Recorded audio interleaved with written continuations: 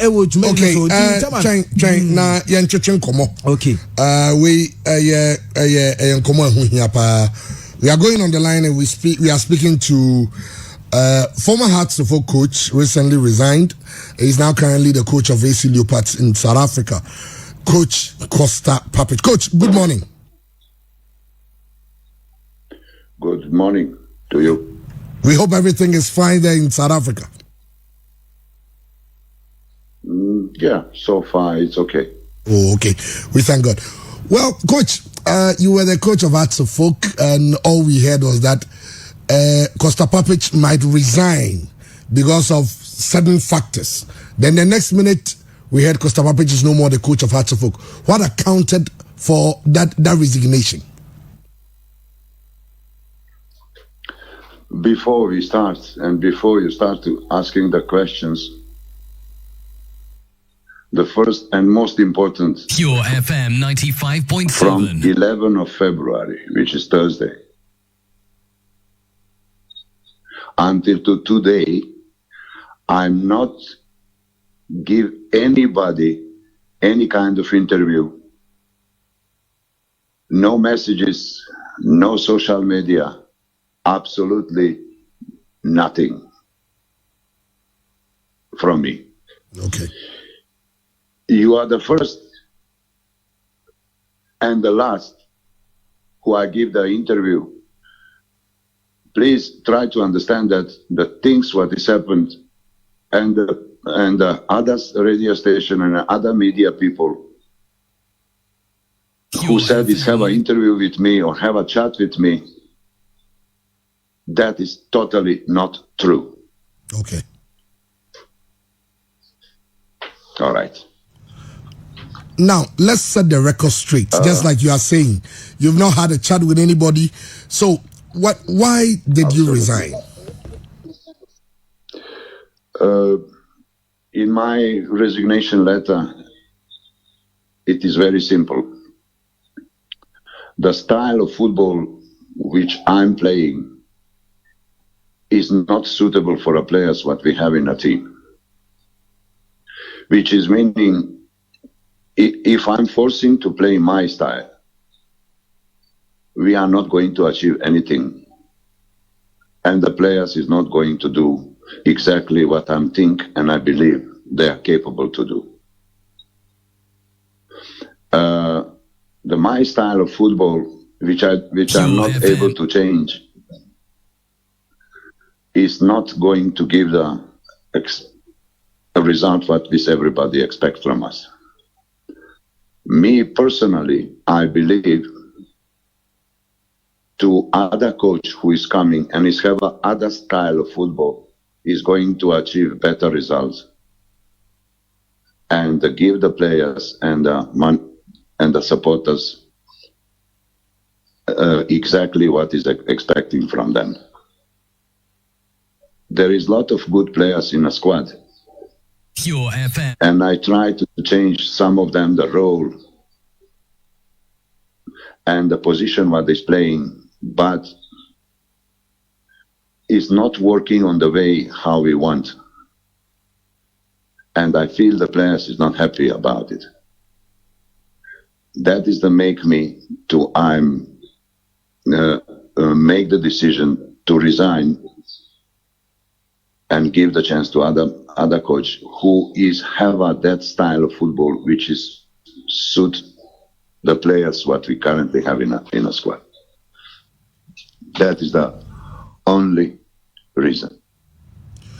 Well, I don't know, but there have been a lot of negative comments after your exit. In fact, when you deduce it means that you came to destroy the team. They said that you are bad and there is favoritism on your side. You have created cliques in the team and a whole lot. What do you have to say about that?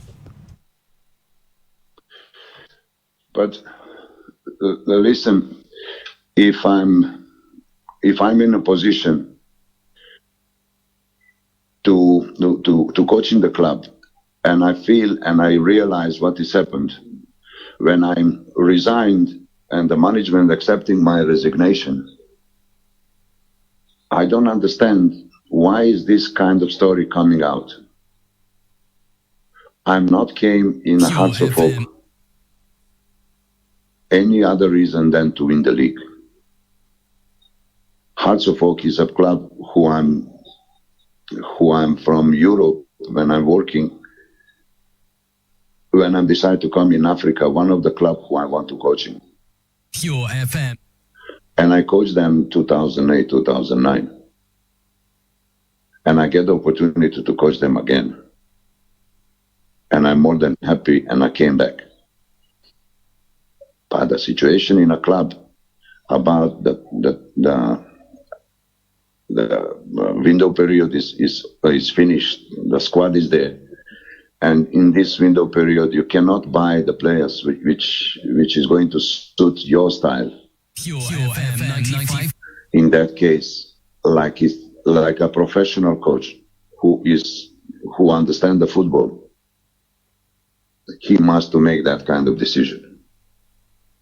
Me personally, I'm not came to destroy anything or to say anything which Pure is FM 95.7. not that what I said. Anybody who put that in any story in a media or do anything about it is just not the right person. I'm not saying he's lying. I'm not going to use the worst word, but in my country, if that happened, he going to finish in a jail. That is not correct to anybody said anything before he talked with me. And using and put it in a platform to I say something which is not true. That is make the people feeling bad. And I don't understand why he is doing that, except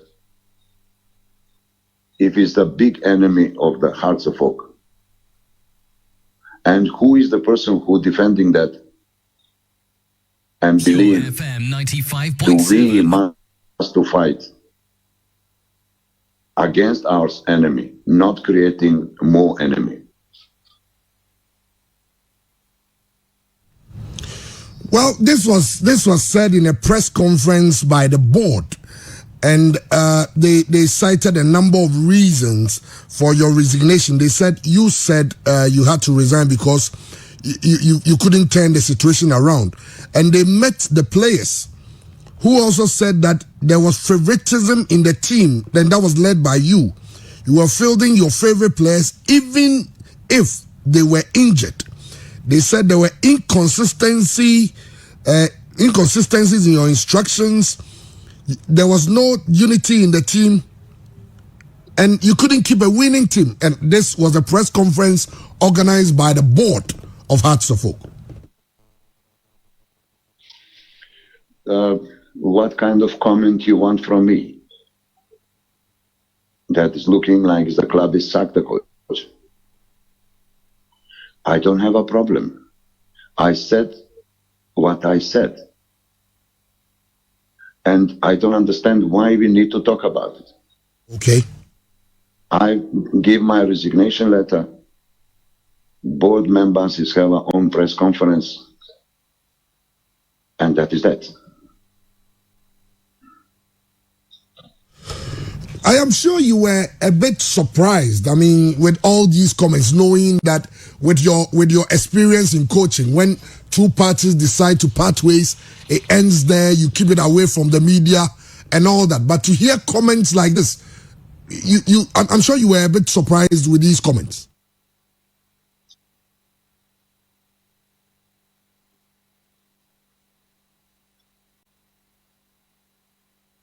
Hello, Coach. Yes, I'm hearing you. I'm asking that.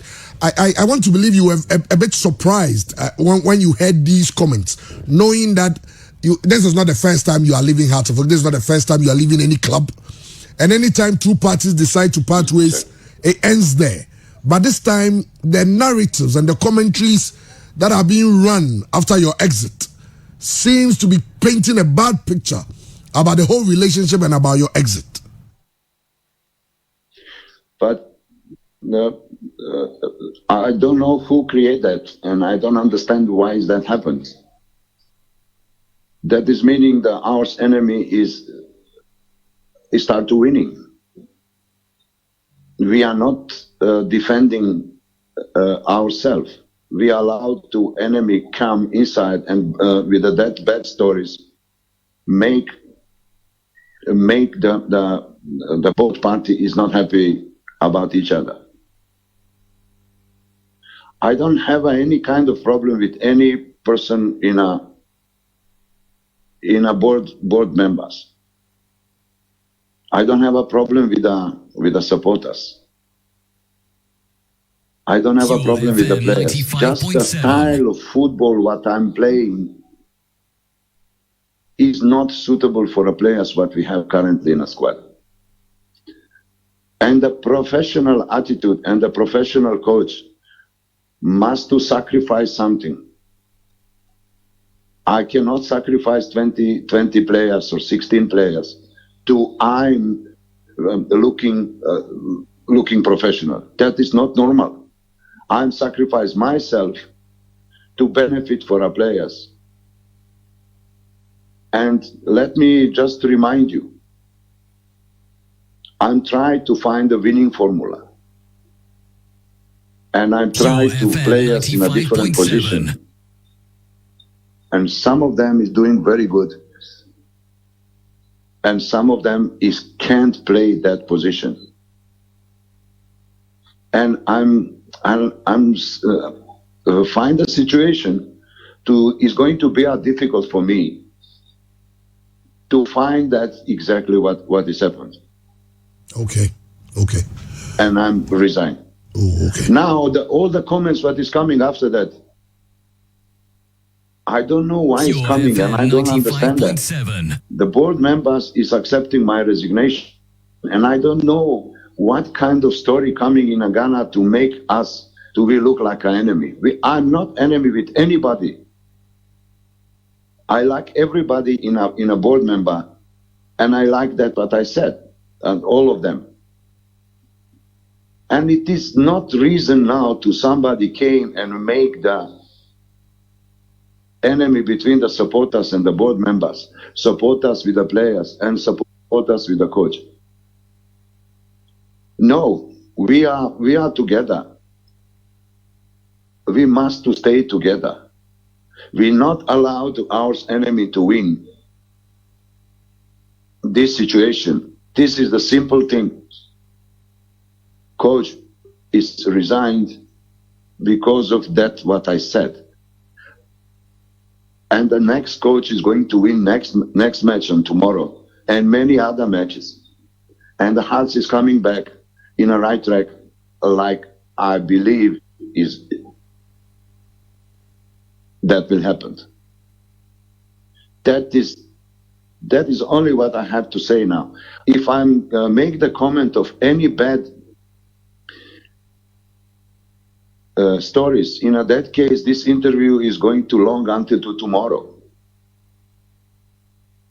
Yes, I very much understand and respect that, coach. But like you are saying, to clear the air and to erase all doubts that you decided to sacrifice yourself to help the team. But we spoke to one of the board members who said that you resigned, and 2 days later you are the head coach. You are appointed the head coach of a South African club, and he feels that you resigned because you had a better offer and you had to go. What would you say about that?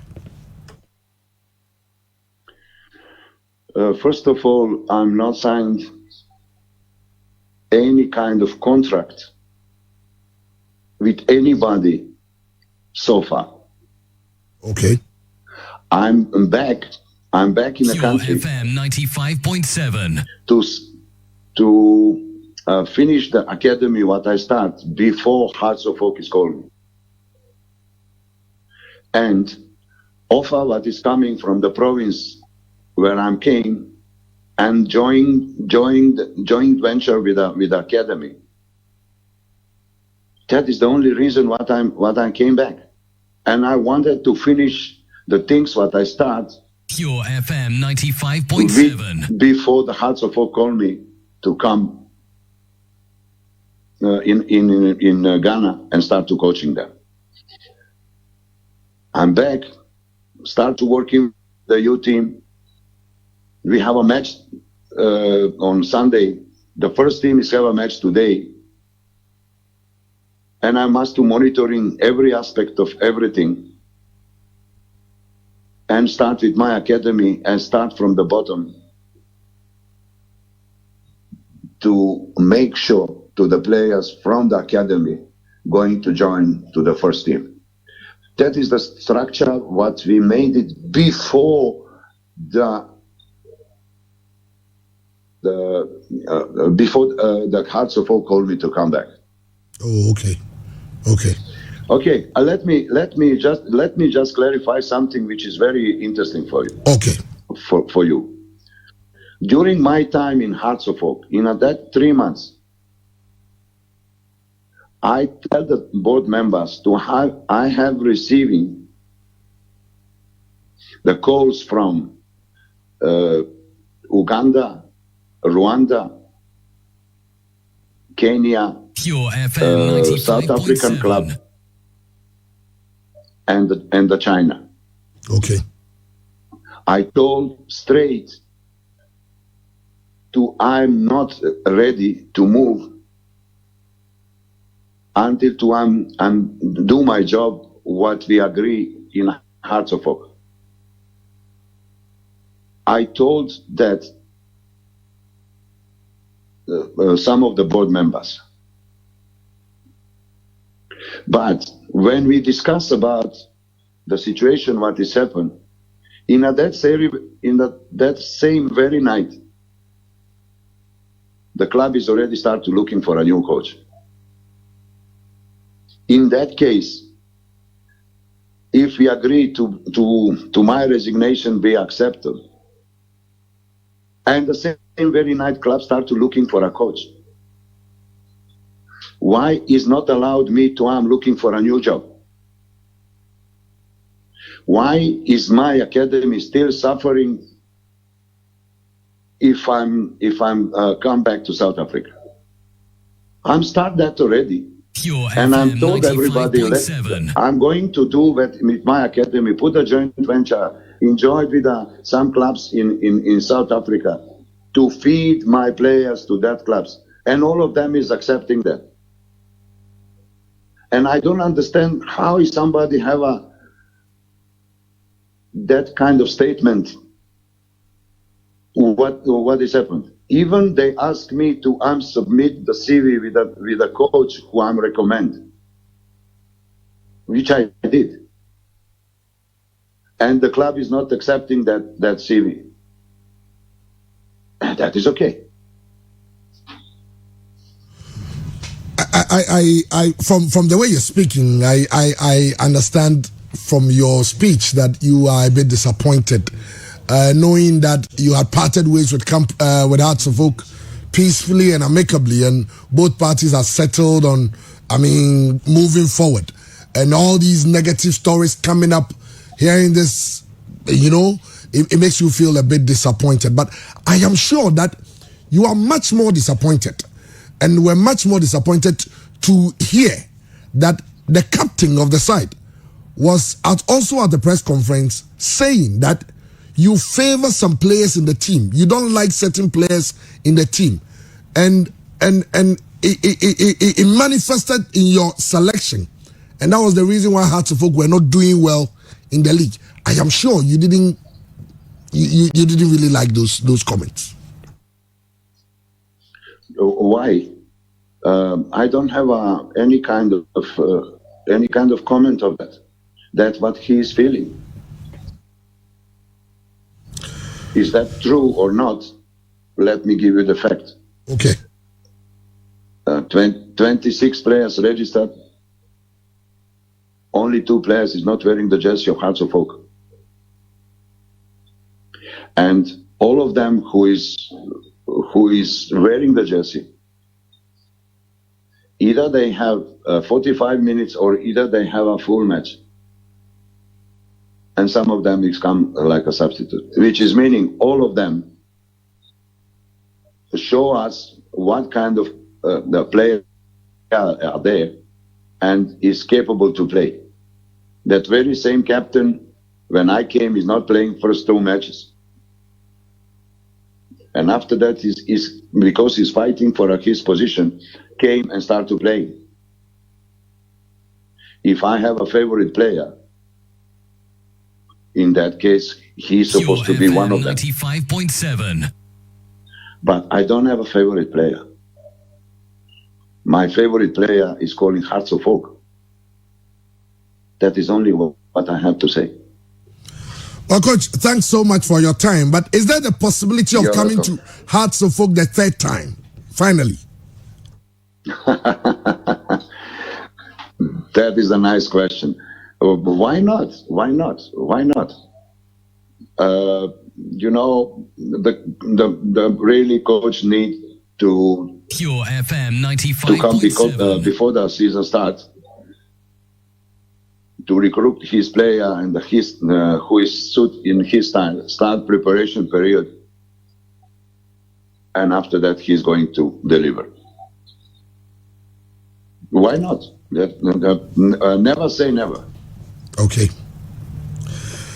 Well, thank Coach, you, my friend, very much. All right, thank you too. We wish you all the best. Let me. Thank you very much. Let me confirm once again. This is the first radio station or any media person Pure FM 95.7 in Ghana who I spoke or I speak or I send a message or I did anything what is necessary from the 12th of February, and you are be at the last. Okay, we are privileged. Thank you very much for your time. Thank you so much. Thank you so much. And yes, you are privileged. Thank you very much. And let me wish the Hearts of Oak all the best, and support us to be patient with the players. They're going to deliver much better results with another coach, for sure. Thank you very much. Thank you. Well, let's say for Coach Costa Papic, Hearts of Oak coach, and say or resign or no for Martin and Kano. Christian. Yani Costa Papic akasa. Wakasa. And some of church na ye be twonkomo so setif. Yes. Ye be twonkomo Mauritania. Of course. Na ye rank right. Near the Sadiq Adam the sport Obama so. Amazing. Akasa yeah. Amazing. Say udi kai busa na dintia ofi Hasofuk. Because any team from memoir all of a sudden it's a coach neko. Was he reason here back pe. Ball or person obono. Any Hasofuk players na omo no. Ontimi mo sa Pure FM 95.7. Na or try to be change players ni position. Any almost style of player.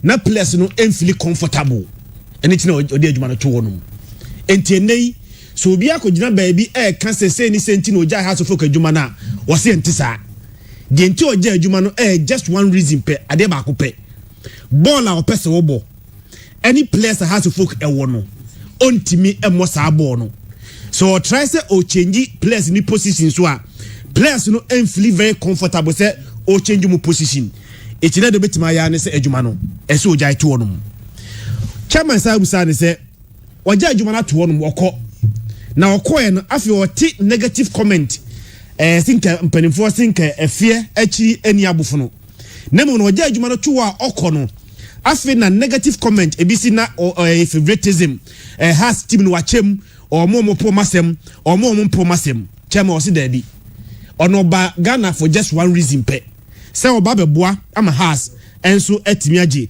the Ghana Premier League na nani age so coach Hearts of Oak empremienu o coach has for the first time in 2008 has friend say onsa emra no wanwe hu mienu kra etino enya no kreda so no ba Hearts of Oak no obeche team no mu a na owo ni favorite a onside enso any favorite intin answer or the ma ABKB enso eno no now so obi obeka say ono ebeche has folk team no chairman now you're the enemy of the club important to note so obi obegina bontin ka say ono ba has folk no oba say obedis to has folk no say nipa kro no ene the rare enemy of the club eno ne sama kosa papage enso ede etudwa no say on tia say obi baba bontin after say wa resign waji resignation atomo wie na afi ubetwa ntro ede ato no so say nipa kro no dama bontin a o twa ntro de to no so say be ya ono esebe supporters no empana sama mbefu no kosa papage no say nipa kro no the big enemy of House of Folk chairman ka kire say allegations no sebe enya nkwanche be bi ne kwate no House of Folk board any place and a central for Shiamu edit these allegations and so the two edutudja na osaja man say sasem no onim no betima kafa ho because gentil or resign here no was here quite emphatic ade ba ko pen man resign here person bobo say person bobo this style of football sa system no person bobo House of Folk players no mo no entimi mo sa style of football no eno antina ono so etimi jaya ono so etimi ekoye chama busa the discussion about edababontin paman for kika said there be Costa Papi Jejuma or Jejuma 2 days pepe ni ati se was sign contract am a team for chairman was saying cancel sudia ebo biante say on sign contract bia chairman how here pa was say on sign contract bia nemo menti or call back to South Africa ne say na or an unfinished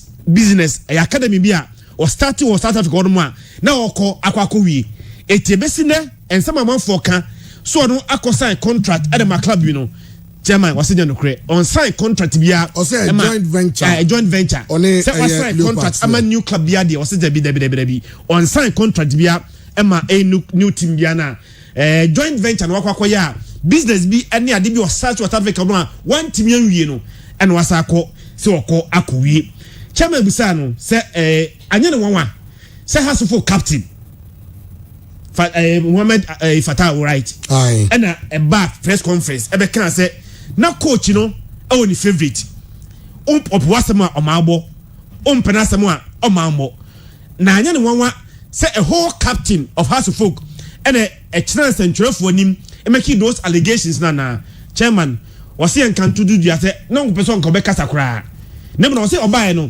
has 26 players obaye no sa 26 players no e mu two pe and also House of Folk jerseys dia kare nyina no obi abo game ebi bo 90 minutes dia one mokra no 45 minutes eto no oni favorite ni favorite House of Folk player and House of Folk team no etino Muhammad Alasan some kan so no favorite Fatah Muhammad chama wasi de ene yakura say ono ansa na obeba no now Fatah wo mobo ni bi I say House of Folk got 26 players 26 or you see 24 2 penamobi na start 24 about two matches one wasi 24 no kura no the one mo kura no minimum 45 minutes ebi bo 90 the one mo kura 45 minutes na Fatah wo na ono making those allegations no time na on my no bo na omobi time na on my no o Fatah bo na omobi oba no na benya position na wo bo eti nanka so stick to team one nanka on my no mo bona ebian ka Fatah bo no ebian ka oje bimbo so ko ni favorite any players nanka mu deliver before so beba na enka Fatah bo no nyada ka beti menya biabo or say if he had any favorite on Fatah because o ba na unya bimbo oba ya normal boy it is enka favorite ka Fatah ko then on also go kase eti the anyone ye pass Fatah e making those allegations only only favorite player the favorite player ankasa o House of Folk no any House of Folk team no ubisa ne say obesa ba na is there a possibility to team about House of Folk for the third time we say why not we say we are still you never say never eti no want to think say oh maybe so opportunity bi aba so once I make a return to House of Folk obetimi asabe kochi but and something nyina your kan ye would see munchine pa ne say or say since the 12th of February and someone nyina started this is the first radio station and the last near Bekasa and I can say you are privileged yes you are privileged I am saying privileged yes you are privileged I'll say first and last your FM 95.7 first and the last it's a something nyina no wakani nyina wie nti asem no all the commentaries, all the talking points, you're generating free. Free, I see. Free, live on Pure. Oh, you can 95.7. Oh, we should have the very best of luck. Sadiq.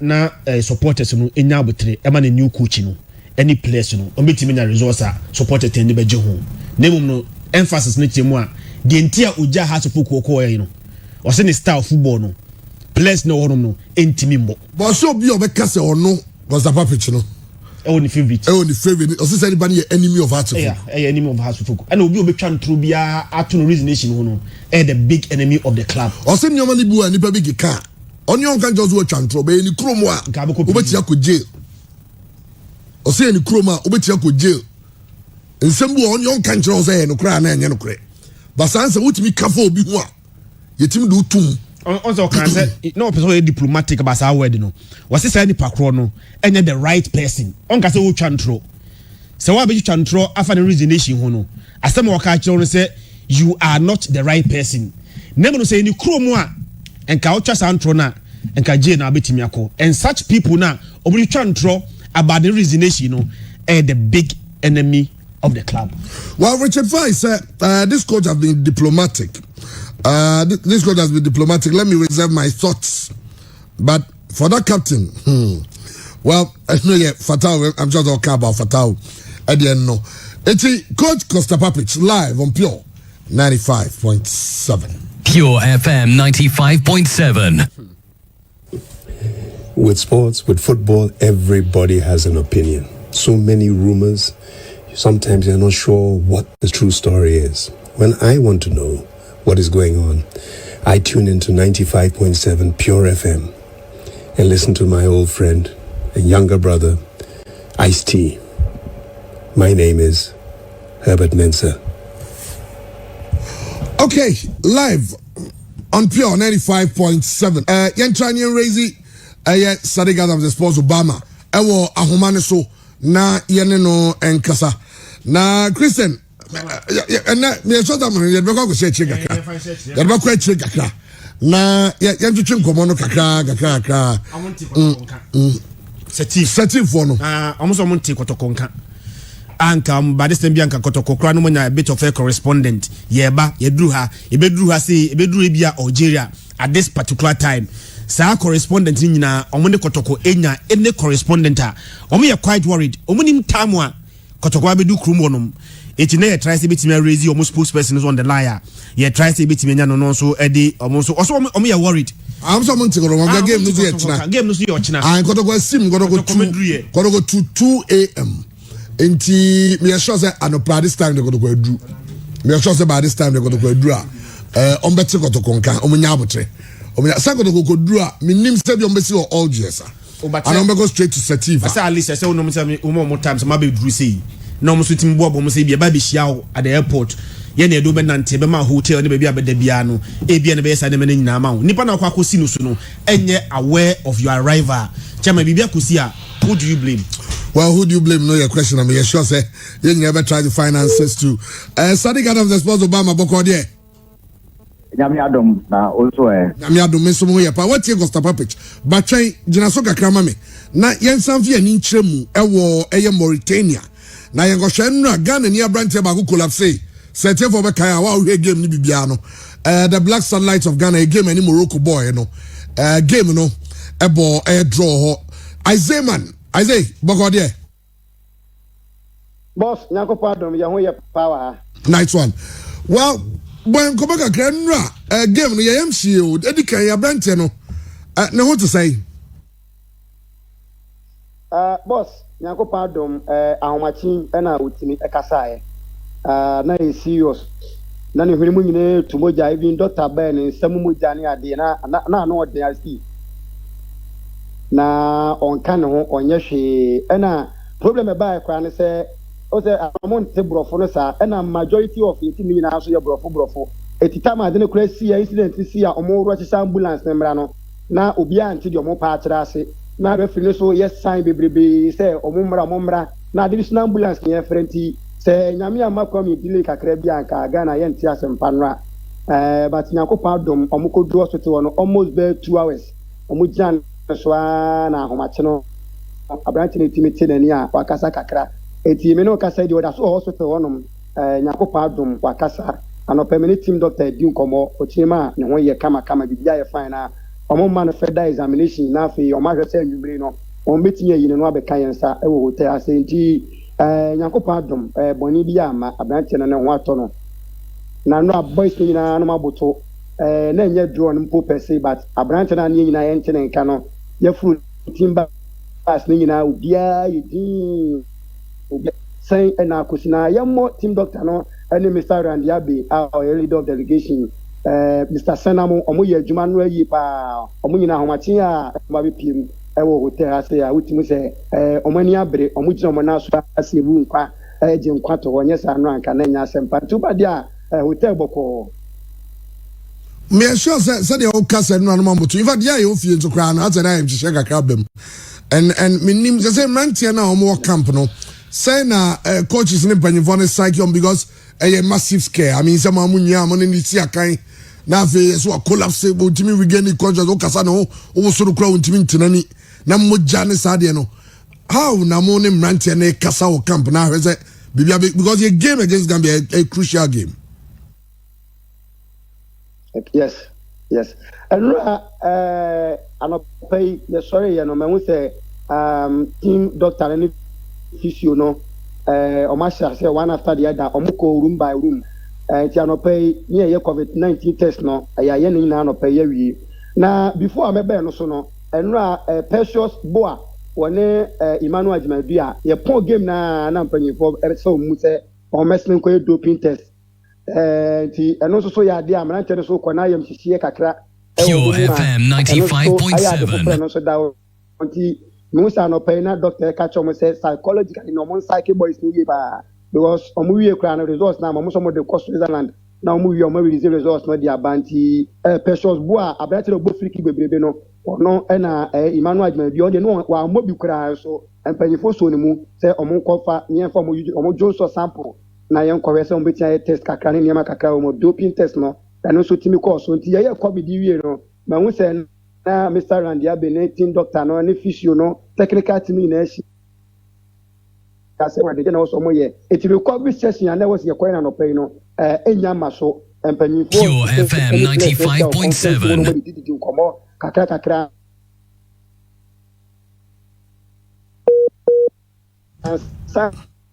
energy kwenda sa office ni nyina nyima obia mo eyemo ase omo spirit na ba omo nyomo normal we na omo kasa omo di nkomo omo stress de bia no omo taye no etomo nyomo breakfast wi ame no kasa no empanyifo no mo hia omo no mo didi nkomo kakra se bibia ho no ma tournament ebi obi wa onko competition kura bi da ebia afcon wo kwa ewo mu sa se betia be fa sample ye be we say wo betinye pra betinye ye say be serious ene sa de no even Morocco fo no kura no guy ni prayer no na obia de ne sagulity o park ne so no ma twetwe mani ahwe ti ase omuntimi nhwe the scene na ekoso no enti ye point ne de na nye but sisia ya ye COVID-19 test we de psychologically no coaches no guso mo ye adwuma enti me gido so ye be call recovery session no zito amamatia so be use almost 1 hour on the game any the happenings no obetimi make sure say o de be kasa atre boys no na o matoto nyema bebrebe agu o machi no ma hwe se Nyankopon ya adoma Gambia game no on betimi akọ all out na on betimi awini Ediama Ghana come Monday Nyankopon ya adoma 7 p.m. Ghana time. Okay. Isaiah, yeah, that's CP for that beautiful report. Now, you must have was be near the BRT said the Neoma is equal, and so whatever Isaiah man and a boy Amane, and I saw the Amane boy free where Mauritania Abre and Enra. Why one should give me Bibiano? Well, it was Christian okay as you see, you know. Nanya some kitu. Download reaction kwa na mo na situation very very serious. And what channel ni odin say odin say gunity. But the good news is Abrante no water. Yes, so regaining consciousness. I say omo I mean just say players say omo doping test are unya comfortable. Them some omo em cry. But because of the tournament we should be aware say random test be able to. You got yani Sadiq Adams response Obama. Sadiq, me chosen cry boko there.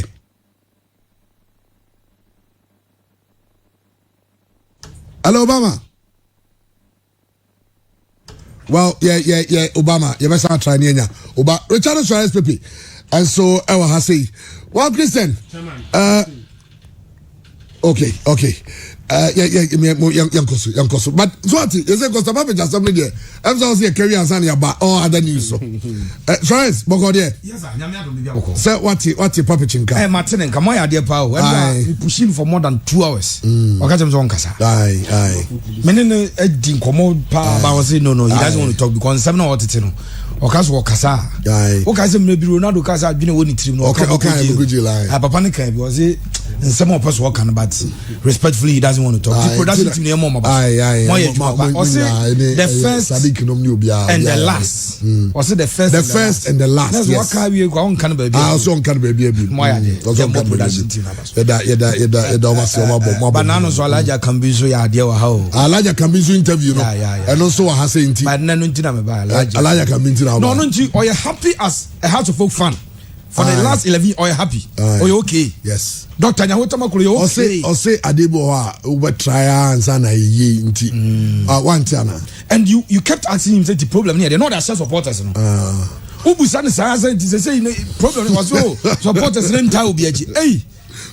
Okay, everybody you know so Sadiq. Well, what's a Costa Papa Chinka? And of course I hear good news from the camp of the black satellites. Yeah, Brantian and so say we're gaining consciousness into. I think say good news if you all and so ever. But yeah, Papa Chinsense. I believe that it was very, very necessary for Costa Papich to come back to clarify. The way a House of Folk fanner, you might think so. It is not a necessary interview. Again, necessary. You can compare it to be a coach be quiet, you have friend of man kasa.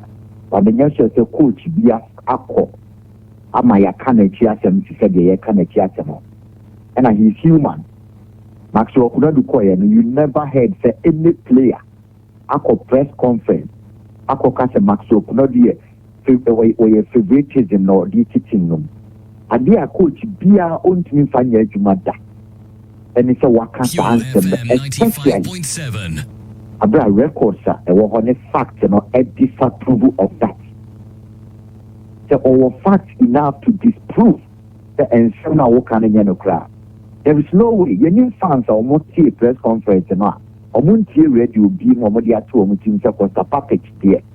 Your mom pay your money bill. I think that it is important, very, very, very important that Costa package be back. Now, wababe the clarification said no. Only journalists be ankasai. On Kirby be the only reason. Ama all and they say suitable football. Our person bono. Nipa or more at that material moment, you know. Or when you're competent enough, and yes, or winning goal. Or more and truthfully, or by one side player, only opportunity of a window to sign players. And a material, you know, almost suiting the style of football. You may want to say, of course, and by and large, when you're teamwork, South Africa, of course, Obiayebi, radio, my way, Obia Timina of Fana, Assembly the boom, now Oko, Assembly never barbe, Pia Sim Dimno Oko. Said the sanity, but then Kawi assures the Costa Papic at top of the league.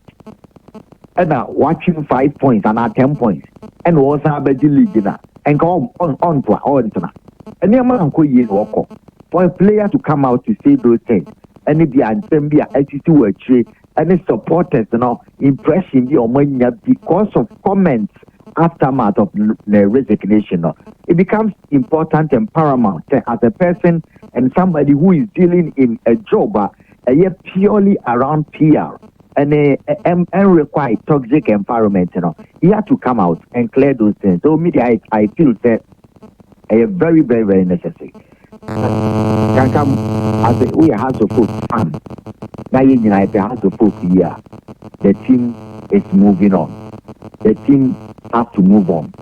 And I'm sure that so strategically when you follow or more confirm any power I can say that indeed or more ready to make all the loopholes. They say goalkeepers play now, Richard Kingston will definitely stay. I don't know what will happen. They are looking for a head coach. Our person must sign a very competent head coach. very competent. Fans na kuma beto muyem. Oye local coach. Omunko foreign. Omunfa a very competent local coach. Obape fans na kuma beto muyem. That is what the board want to do. Tuba Fede has been in Ghana. And Nora, I think that when they finish with the board meeting, then they have to introduce another member of the technical team. Omode Naba. Ono na eba be play. Ejumabia. I don't know, say you bet me I can want them, but maybe for confidentiality sake, you know, they have a new team manager. The reports are me. New team manager. Yes. That's a Saban Verde. Well, from what I know, maybe and they introduced a new team manager to the board. Our contact training. They introduced a new team manager to the board. Yes. The board confirmed the new team manager in the PowerPoint chain. Yes, Sabankwe are just sick leave. Sabankwe are just sick leave. Sada me to go or training one and Oko hospital. But Oko hospital on bar training because Your FM 95.7. But make me confirm, let's say, barring any last minute hitches, unless of course the board comes out to say Nipana or Bano or Babe Acte. And yes, I can confirm that a new team manager has been introduced and confirmed by the board in the person of Ben Ajay. Ben Ajay. Yes. Well, say that just about hearts of oak and sometimes I still and Nadia Gogus yao. Me a sure said and saying Uche Alaja can be so the interview and and Sama Hodra Alajin so kind. Yeah, Kagam, anything I make I say comments from board management to the issue is forthwith because every club in any way. I'm sure that maybe because Papa is saying the first and last in the year. Alaja can be should be the uncle the first and last. Although they and the first and last. This is not time for talking. Can come to same here. When you put and Frank Honeymoon to think honey. We are moving to see a hot throw. We need to move in a very practical moment. Would be a Robert Yato, would be a Robert, we are one kind of beer. And the aspect would be our team Lumua, a bit breaky the unity. I woman, a bit breaky team Lancasano, and they are joining almost together, which is almost spirit and Casano. Yeah, one should be not Casane or Mudea. A bit hard. Now, what I know is that they are meeting upon meetings. Board, you know, together with some management members, they are trying as much as possible to bring very competent people to form the technical team. By Tuesday, Wednesday, House of Folk will also shock our Ghana with the appointment of more making it to what the best of I know. No, House of Folk will make shock say. New 1 week they have assembled a very, very solid team because even like Kingston, now share a year Richard Kingston, now share Benajay, according to their mate here. Minimia Sabanko, Sabana, Binding Kobo, Nameshe or Nonsonaji because he's on a sick leave. But to be very honest with you, this is something I've picked up from a very credible source. It happened around 5:30 p.m. and the board had almost closed the meeting on the Benedict by. So I don't know the current situation of Sabah with respect to say Omega team Nana or Anase Omobe Sake Nanase on Sake. Which is Saban, you know. Omobo leke and Omode Mano. Na minister be a wo greater Accra and a friend Madam Ivy who would know say Matese mo pese mo Sake Sabankwe. Na se mo nim na mo Sake Sabah. Mo lose a lot of team institutional memory and it will be a opaque team no and Yahotamaklu confirmed say Sabankwe is not somebody that they want to sack. If they want to do anything with him, they will confirm to him. But he's been loyal to the team, he's been staying with them, he's been doing a whole lot from his own pocket for the team. Now idea we see in Rano, I think there also a lot of trouble, meaning what Saban will say, but this is what I've picked up. Well, Sadik, NRCP, na me pesa me ni sabankasa na I think I will just give you the update on the show very, very soon. You know, just 2-3 minutes because now it's a very huge figure. House of Folk. My name is Quarter Puppet resignation. Any Ben O resignation. A bear cashier. Achen Sabankwe say Oni House of Folk beam. A very big news and just 2 minutes. I have to speak to Sabankwe and get back. Sorry, God, I'm the sponsor Obama. Head of sponsor Angel Accra. Onona Etiefo. Yatin Canona. Well, and some of the say I be your whole. They say hearts of folk and sense some no. Yeah, Basso. Richard Charles will be back to Christian. They say, and but because I'm in summer waka. Any Alaja can be the honor to the jai. Say the Omo can say the Omo say there's a new team manager. In fact, say acting role, so they will buy some Naga Kocha, Beneji, natural board, you know. And they say Sabankwe are just sick leave. Now to Obama, some can I say Savandi and the Ombo letter granga, Omo be Janquai. But they're quite, you know. Let's say, Chinjamintazio, Matrasa, Mamina Hokaka. Now, let's say, Minister B, and a friend, Judge Ivy Hayward Mills, and I'll catch and say, some pumps about Omo ye a DB free heart book team. And acquire man, Nipebi, it will keep you. Well, right now, say Alaja can be and some no. Oh, and some Kafa Huene. What's your Costa Papich? Yes, I listen to Costa Papich. He's very diplomatic. Very, very. But as someone can mudo. Say Obia, Obekasa and some no oka. F4 no Costa Papich in the back on the house. Salaja can be as a no because Alaja can be or cancer as and no house. And I clear from Alaja can be at a press conference, any interview on any one.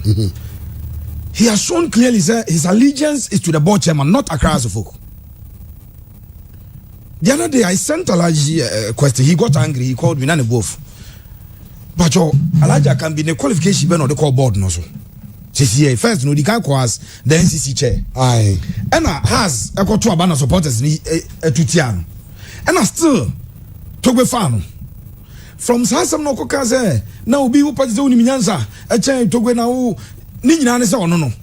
The allegiance is to the board chair, not Accra House of Folk. Obi a rise up NCC chairman there. Some foreigner team Ninkoye Cap Yanje Kappa. They are supposed to rise up and fight for the ordinary supporters, but on no person justify or confirm you. What the man you the other market said they won the Europa League. And no make us a book as a Moreno G Europa League any place in Germany. No by signal Mungas or Magic Travel. Okay, Omoji Community Shield. No Moji EFL Cup. And Omoji Europa. Chomujina Europa no Moji Monina, Zlatan Moisis or more crashes business. No, but signal almost trade. No, most of the man you had a travel. Okay, who's on also car a Jewa Memorial Cup natural. Obia, why a board member of a car to focus say, has a Jewa Memorial Cup there? And Kofobi Amamia Unomo at the car position. Anna has a gunti or man for ferry because Unti Vraj of Foxa, Mamma anniversary, Mamia Unti has a member ball as a moment tibida. But because of the level of a crowd of folk, or beat to me friends of a ball, now my anniversary, no, yet now has a 2 bars of a ball. No, magic, Jose has a cup. But it is instructive to note that on the 100th anniversary of Heart of Folk, has 100 years no tall trophy this year. That trophy, as we speak now, is in Nigeria. As we speak today now, Heart of Folk 100th anniversary centenary celebration trophy, no, it's in Nigeria. I mean, to be that. So be the anniversary no afro be no abesha na jene cup go. Me who be that? Even your own centenary anniversary cup, you couldn't win it. But as a board member, because Togo is the board chairman, Alaja can be okay. What you are not told there, a hamika cry, Dr. Nyawota Makula, you knew what he did for Heart of Folk, the musical youth. There's somebody who came with a revolution. Our Heart of Folk, ever changing your man. Heart of Folk started winning. Heart of Folk, sir, tell her, sir, musical youth, the Muna Samoko every bamba. yeah. Na musical youth no. Because now crank that time. Nyaho be yes agent dem has. Me person me busa sa board members so munyina defend and say as supporters of Hearts of Folk are they happy? Me question me busa no. So you are supporter of a big team, Hearts of Folk. Chairman, a big club in Ghana. A big club on the African continent. You have gone trophyless for 11 years. Newsweaver. Yes, Elijah can be to resign at the next board meeting. Newsweaver say he has already resigned. Elijah can be. when you asked that question in our press conference, no. There's a man in Trimuda. Adabi me friend Elijah can be on radio. I'm catching Elijah. Oh, the funny sending penny now pewasem. Has the folks supporters in our town and on your network here. Also repeats that and say, Brian, to Obama as NCC chair and almost started some penasem. It's Elijah to who could because also the house no. And for the say unti okay the story of Jonah in the Bible. Almost started some yi aduane omo de nam so no an go ka say o no say me eti munyi mi film na she police stabilizer mo kom baby omo anyi no enti alaji wo de for the say wo de na ye tan because you have acknowledged say o say to aba no ye no ana obi sorry ka cha ne say on ba ne term of office I ungovernable. He made those words here already iso on ba na ungovernable. And just people supporting a crowd of folk, they don't like you. And then I want you to house now also support to be no. If you are well agenti and uncle former house in your kappa. Chon which and chain. Now has in your trophies as a fan of Hearts of Folk. Also any baby and as a house in your trophy. No on your board member Narinye. I'm surprised the way they are running a crowd of folk. Now the other day, nobody can take it away from Togo that he's not spending. But I don't know me pay obi submission or in a pa. But you spending almost spending your house.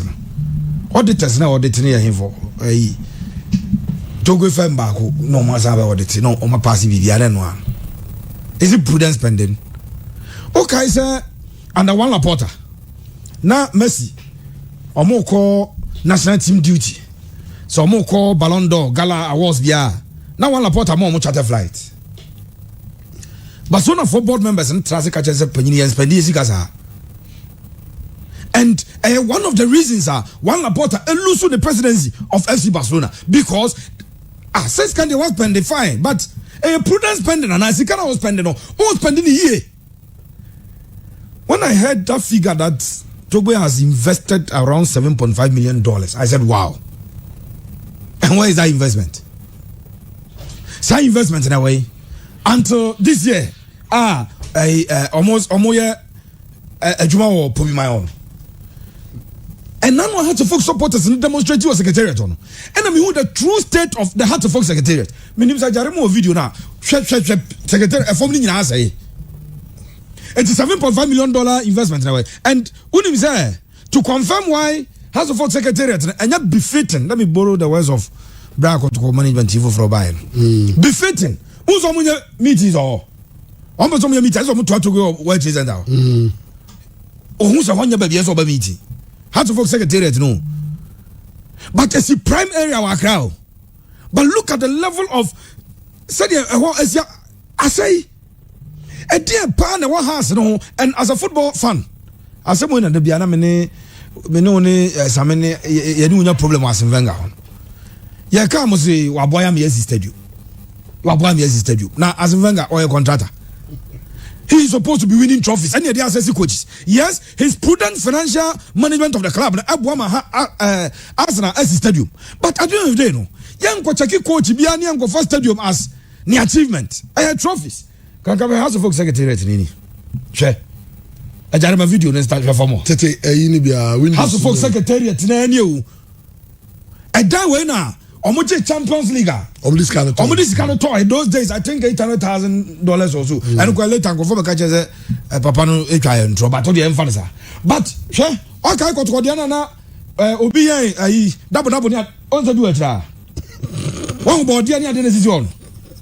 Sa board we na mra bi house ladies ni bubu ya nka so mko bubu agu mo kai. 5.7. Na se mko bubu na se fu. Ejan pacho man nko ba board ni sisi wa kire. We abe on. Ndi sisi abonti. Now Abano. Patrol her one inside and outside. Outside. Okay. And what flower cry. Okay. And she has secretariat inside ni. A for money. This is House of Folk Secretariat. And this is the reason board meetings here they now and also elsewhere. They feel that when you be some it's today now $7.5 million no. What can we show for it? At the end of the show, the bet my show is there. Pobi mine. It's not say until recently. My year no. But man, say a GT Bank loan. Yes, I know quite a loan. No more contracted. Okay. It's until recently, but I'm talking about the supposed $7.5 million spent by Togo. I don't doubt it, but was spending no prudently and nah. That is the question. How's the fork of far was Pinto by Kroma or the 3 days?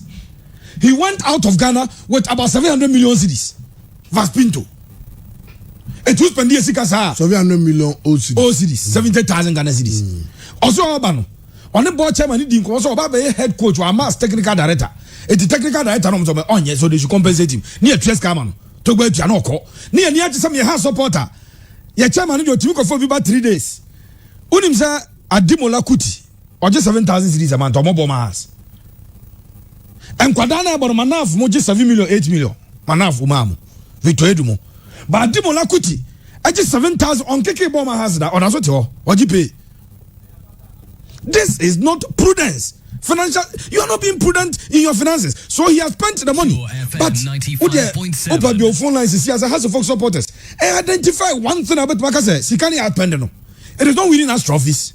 It is not building us infrastructure. It is not giving us any other thing. And check the problem. Yanya MDs upon MDs. How structure and say your MDs. Yanya coaches upon coaches. The only constant factor in Hearts of Folk ever since Togo Bayen, the board and its chair. There could be a Sada. Neil Armstrong Motagwe. Also rising from the ranks of Hearts of Folk chapters. NCC chairman. Minim say Kangamba Kasem we are house for advertising. Some who pursue first a MD no.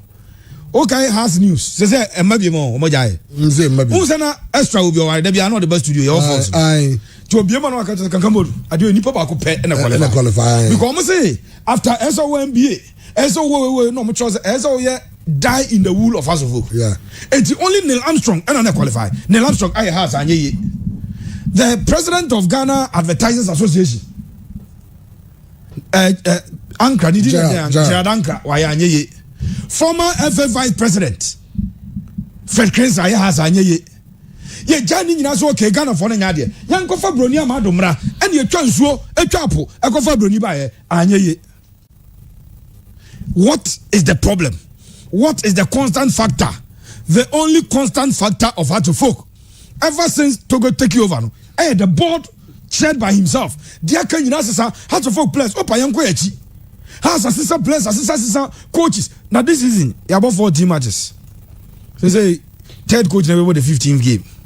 Likely say he has the 8 coaches never boy. And then 8 that day. I'm doing the permutation. Maybe a 4.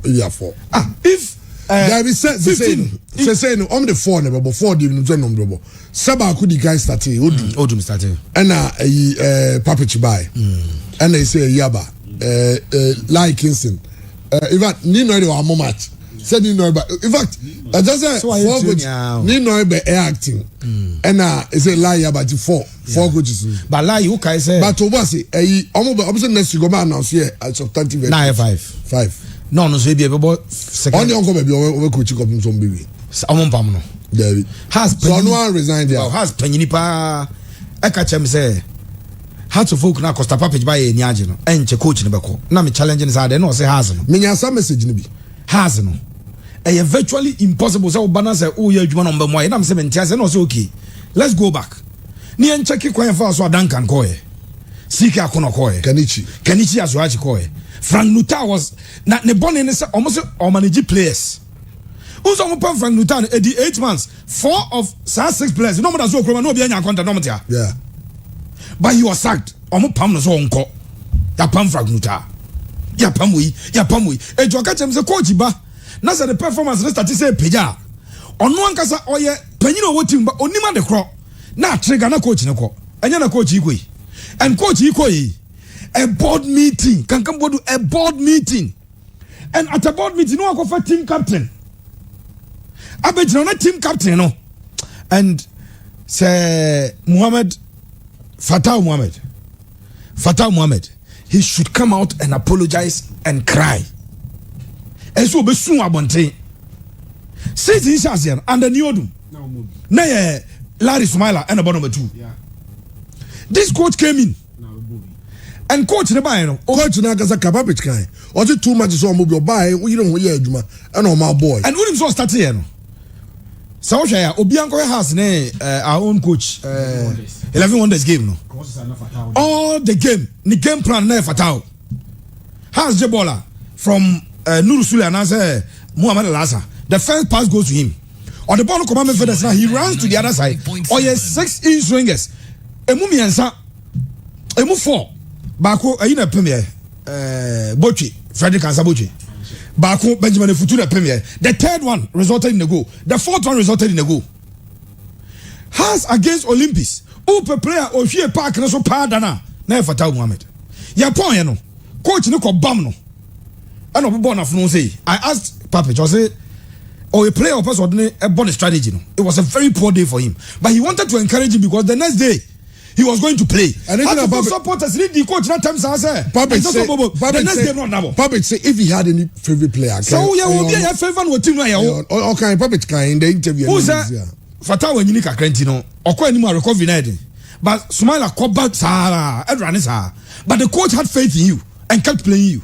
Then you allow yourself for board members to tell you all kinds of pressure one so down as no organ who teams ya as ya can yen some you so near can yen some school ya kwa graduate school kaka na ya do jana wo kai the teacher kan na wa repeat as no organ nyina who teams say emfini mu e obi na aka shana no say koka na captain na the captain what ma he Collins nanim omo say obi apra he but dem ngo pa na say Fatal say we medicine on that one I'm ready me to play before say as long as you are playing Papich and so your coach, there's always the possibility of you two meeting again. Yeah.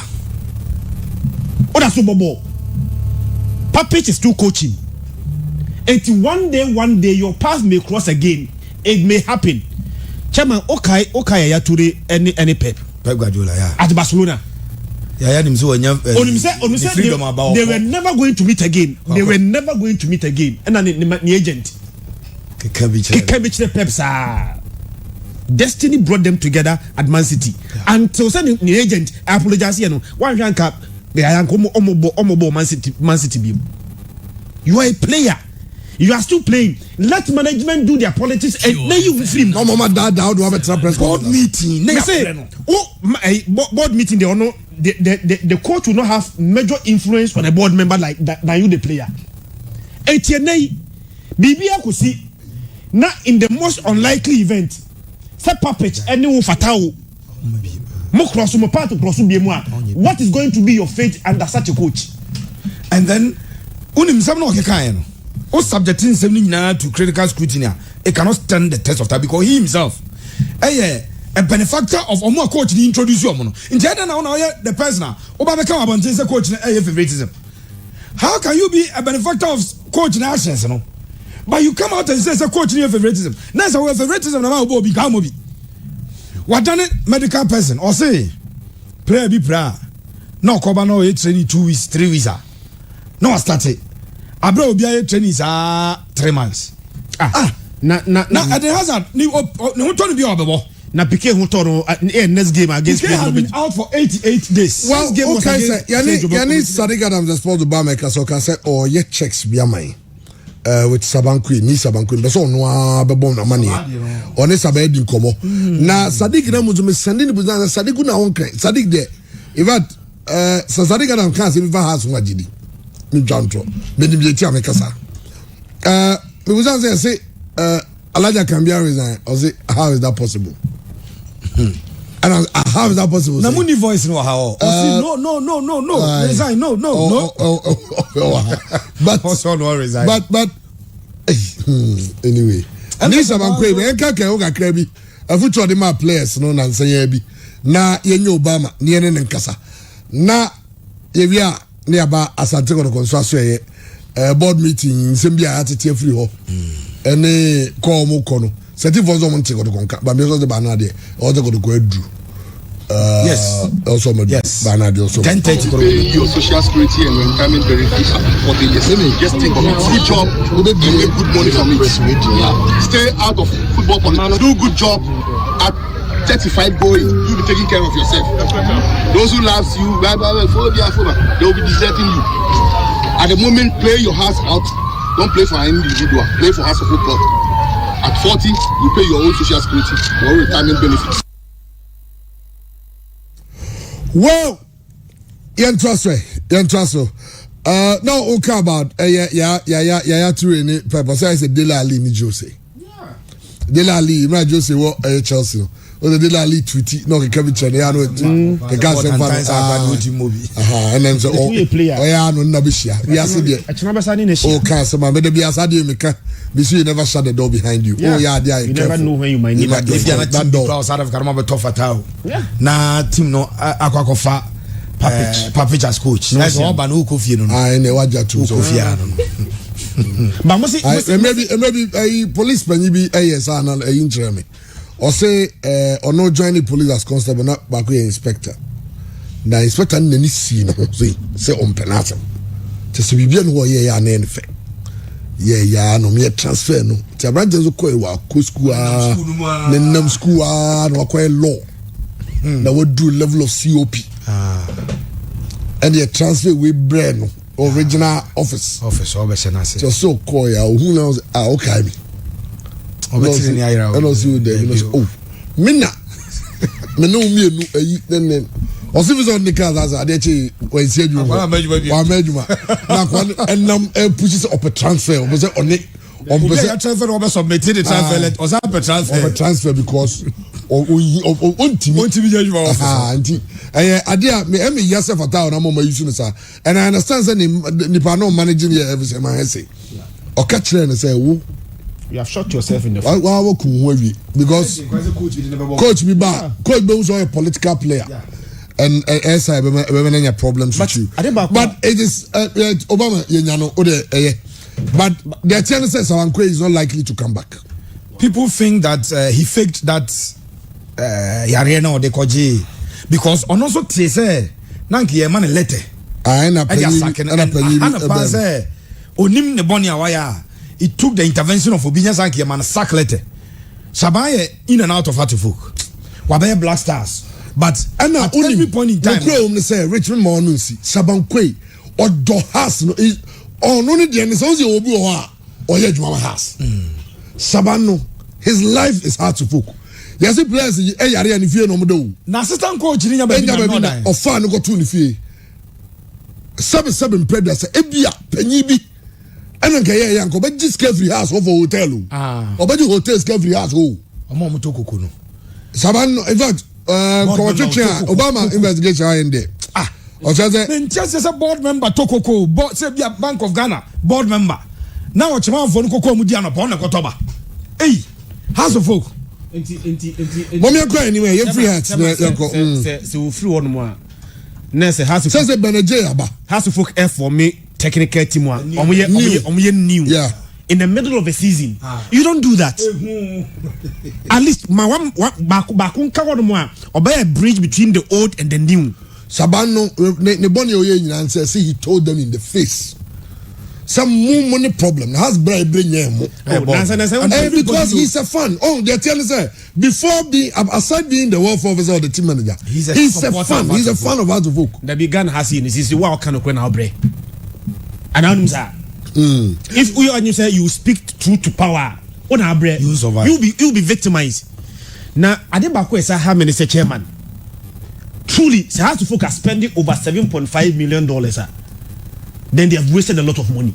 Of course. 7.5 there's over team there. Moise Katumi, Ebedi Champions League. Moise Ruben Neves. Chairman. Moise Katumi, Ebedi Champions League. You know. We invested $5 million. It won him the Champions League. Yeah. Somebody invested $5 million at the Champions League. Why invest over $7.5 million dollars and even Ghana Premier League? Not even a single Ghana Premier League. You have wasted a lot of money. I like so much the president, so much the president's cup. And Sewa Memorial Cup. Yes, a chief second Champions League. They invested $5 million. It was a project. and I'm invested $5 million. And the target was that it should win them the Champions League, and they won it. Within that 5-year plan, they won the Champions League. After, more players were player be now almost sporting director Nekasano. Nanka Man City for open. Na Man City for si kanisha. To my transfer boy no call Belgium for 1 season loan for $2 million. People are doing that type of business. It is also per 7.5. How to fuck players almost this year. Opa yam value players no transfer market na say the value of their players price. One player back who $2.5 million omanton. Justin Muleka $2.5 million they say they will not sell.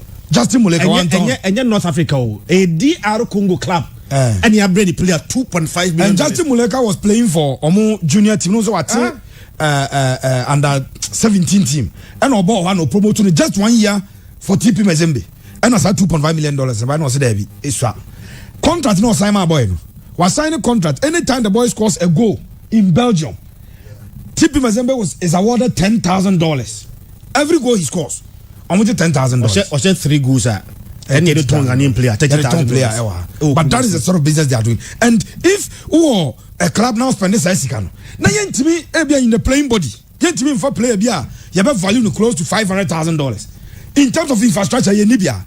Of course, until I'm using financial prudence, they say what they are doing was subjected to accounting, proper accounting. You know, say is kahunu and we wasted the money for nothing because there's nothing to show. And has a seven there. You don't also see anything inside. Read the letter the coach gave them. Or say there is no hope. So coach catch us said there is no hope.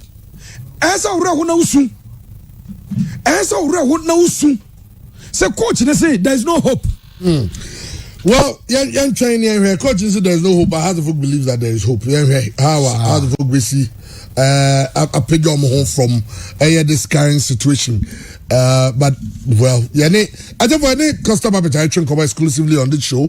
Amana my said the Nyoma. It's Yako Mauritania, so I go said the Yamrantiano, Omonso, Husite. I write about the Samsonado, right? Yeah, oh, Wafa, if you're not Samson, BYT. Unimadeno, Namika, Samson Apia. Samson Apia. Samson Japan, okay. Japan now refi. Hey, BYT don't know. Sadiq Adams, the sport Obama. Why ye calls we ne checks be any a handsome boy and come. Yet is a CSA larger can be a resign. Yet even Sabankwe current situation. Sign it here. Kakame that is many okasa na ante whilst we on na Saban confirmation and it's Saban is what so folk. Ono akon say from Ochina kono supporter. The new team manager is Beneji. Said they confirmed in some few minutes ago. The Saban himself has confirmed. There has been an appointment of a new team manager. And they know a news I have to prove for now. They would want to hear a very, very huge figure in the shape of Sabankwe is no more. They overhaul, complete overhaul. And I also will have to focus more to come. Alaya can be there now. What's in here? I think that men person could or no necessarily resign. Let's let it stay like that. Then the same details degree. So obetina resign or yen Juma to say the oil now because team no will be there. He as he said can come run to resign from Dr. Kwaku or resign from Angel FM. Your board and our management will resign. We are waiting in another to resign just to come left, but it is impossible to be able to attack Elijah Camp. And Elijah Camp, you can never leave. Ultimately, you have a dear on paper. No, he is no more a board member, and a board member to resign. The board, the mean that was our resign. We are director of a company. You will resign now. I never show. And as they have to go to a board meeting. He will not be acting now as a board member. But then the man suspend you or crack up in say June has the general meeting and that because but we can confirm that Sabanque himself has confirmed to me and the team said indeed he's no more as half a folk as a team manager. But for Monday or a supporter of the team. Sadiq Yadasipi, Sadiq Adams the sports Obama. I don't know. Ni Sabanque, I confirm it. Yama Sadiq said he's no more the team manager of Hartlepool. From Monday, or a supporter. Or say he will continue to be a fan of Accra Hearts of Folk. It's well, so much for Hearts of Folk. So much for Hearts of Folk. So much for Hearts of Folk. Okay. Eti yanyaniyam refie yanyaniyam. In fact, Chama has a crisis no. A bit many effect to team so. Me can be say 1988 before the musical youth no. Now has 85-56 or more worst ever season finish. Okay. Has it also 9 out of 14 club league.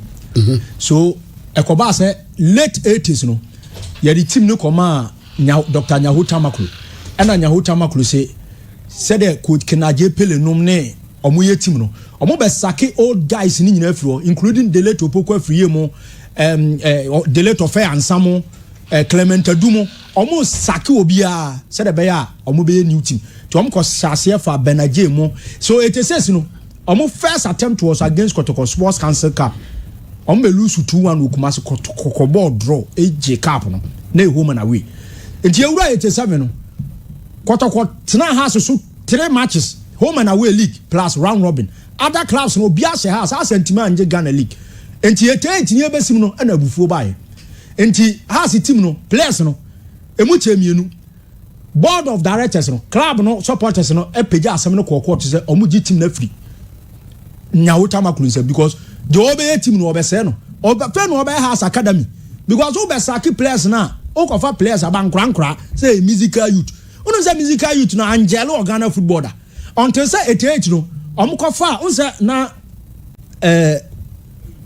ama Senegal no free Holy Stars aba go face then time 87 league no and omka say say 88 no players also omu hi omo no so omo am fast players na supporters na gigi no omo ehun say omukofa Yiman Okwashi from Abega from Hazakes Henry Akwa from Hazakes omukofa players bi ti say Demibo ni dias Yama Senegal from then go face mu nyina aba na omakofa ya preko mu nja ya preko no onka musical youth no 88 no mu nya Ezekiel Alamu no ye part of Auroras no me say sa brante Nigeria ni abrante obetra Ghana ya say o ye Ghanaian ya friend under 17 ko adana omu nyina en gado omu no momo so omu shase say omu throw challenge into omu board of directors no dey asem no court and e declare board no winner say omu say club no constitution che say also omu na fa team no into unim first match was against team Nigeria the corners unim say has the 14 players na be boss a match okay nanso and has ne RTU and a regular team supporters no a team na regular no say omekwa akobo match no omabe say Gallant 14 abe lose and board of directors ni team abe lose to corners ya and team na eba no omo supporters no be RTU mna work na ho na house bebo and house na team no so a pitch Accra Sports Stadium and the RTU azana 24 hours before the game na RTU from Tamale enim ba bia match venu no say either Ewak and Accra Sports Stadium your Gallant 14 and na here for the board Pure FM omusi na regular team na order than na house no board no buy no supporters in for team no makoto omo de e o ba bi nko ntia no na Gallant 14 14 players almost starting 11 at 3 na bench other first on 16 team also yenya 5 players at bench so time na house de no de enya 5 players na better bench just 3 keeper ba ko na outfield players mienu ntia mu be ye din nti FNH Sunday say hana RTU amobon ya the points na mo because house ankasa ni team ono F no e che say has that's a way how you are and to third game was against Hazakis and so the same thing 2 teams didn't appear kikri the intervention of the head of say dental PNDC government they let Jerry John Lawrence and also no house of folk ni pa ɛna ɔfa telephone saa time boot no ɔmo kɔyɛ call no by ɛbɛ catch security personnel ne sɛ ɔmo ma board no ɛmo na yɛ declare ɔmo sɛ saa time na nyahota makro so wɔ influence ɛwɔ in terms of politics no no wɔ influence panti ɔmo ma garant 14 na yɛ for the board no yes nyaho ɛwɔ hɔ ɛmɔ ball no na we mu ti time decision ba na esuma ba so yɛ ba ball na referee point say yɛmfa nkɔhyɛ next day no has lose 3-2 ɔmo ba ya ɛna Jerica so ɔbɛ settle case no ɛna o dissolve bibia na ɔkɔfa Colonel Akana ati no ntwe so jani say ɔmo the head of House of Folk ansana 88 no has a call wilderness ɛna 1989 ɔmo bɛ gi Ghana League enti wey no be CC plan ɔmo anya kabula pre ɔso ɔmo ahwe ya de keka bɔ na team no cross sia no automatically team na che 2 okay yenya Shamo or US Shamo Connecticut Shamo de also sa Heart of Folk no didi ni moja mama bibi ya no Shamo say Benedict is a darling boy of Nyahota Maklo, hence this appointment might be influenced by him. In the days of the musical youth, Benedict was appointed deputy captain to Santo Fiakwa by Nyaho Oka. Yes, I don't know. That's so much for Heart of Folk. You move on to Sante Godoko, and so I say because Godoko game and a league games and so. Let's not forget. And as good as say Diana start 4. I don't remember the last time Diana conceded even 3 goals. Before this game, not Dreams are sending 4-2. Dreams are 4-2. 4-2. The last 2 games. I conceded 8 goals. I conceded 8. Now, Kopago si Fabia Kasembi. Or Kasembi. Or said there'll be total overhaul. Oh, there, you might be heard, no. But as Santiago say, now some do 10:30. Yes. Now some do 10:30. They say the banner don't do, but I'm going to easy. And then easy. If I board near what you send out to move by the chain aboard, no. I got no more arrangement, more to go high. Air Force plane. I say, go to call Air Force plane, no, say F4. The first one normally call Mauritanian, and one a day under 24 call. But that was going under routine maintenance, so they needed to pay more for the only call F by a mono, and the which are more. But you ask yourself, say, Eden say China could do this time, and Sana Sikanaba. The problem is that now no say board when say Nana Bozan Piskentia, Onago Piskentia, Masoknoduka. 2 things. Yes, I was saying Maso no on now because the board no aware and on no Sakio Bob many man come implications and a contract details. No, yes, I don't go friend man is my number 7 contract. That was a proposal from Alaji Abulami. Say Oman coach manager Jumano. Coach then Maso Knodu. Instead of somebody but he has written to them say Oji Nisikani Nina. One thing $66,000 and there's also a compensation so 50 plus 50,000 compensation. That's the $110,000. But $110,000 I can do 2. I want you 2 and almost go. You have 415. Could go free 415. But he say Mama boy is your bro. And the level of disappointment and what players in any technical team no, especially say if we and during now unya obi musan say your time ben your be checking time ben clearance your time ben all those information now available to the team our more fly at the aqua. But the good thing is Oma could do Koroko is ill prepared from the board to the management to the playing body to game okas o transfer your analysis be bear as you want to just spend the air time because right after losing here a board member Ofori the audio Ofori no say akwasi for African kwade hunya kwade si kwade African kwade hunya this is Kotoko otro de come and so omo na so omo kwa Africa okay and toko sorry between Asante Kotoko and Aduana Stars na Aduana Stars position is say Kotoko the league ba kwa Africa dada eti omo timi nkoti yemfa omo da top no yen declare omo da top na kwa Africa na me kan say Kofi Manu Blue Boy ne domanfo nya asem pa because Kofi Manu was on radio in the public domain and waka say Aduana phone case nyom na eso mo Kotoko na eso mo the Kotoko board met and omo take decisions that they will participate in Africa okay but the board member after omo lusu ye no yes board members me and Salaji Lami I say they will participate on so mo koje so omo dey say enka omo yi ho kwan ehia omo kra afi dey there I saw saying any gen. But then they could have taken that decision at the board level not to even participate. So that no, they will participate, but I'm some exposure for the players.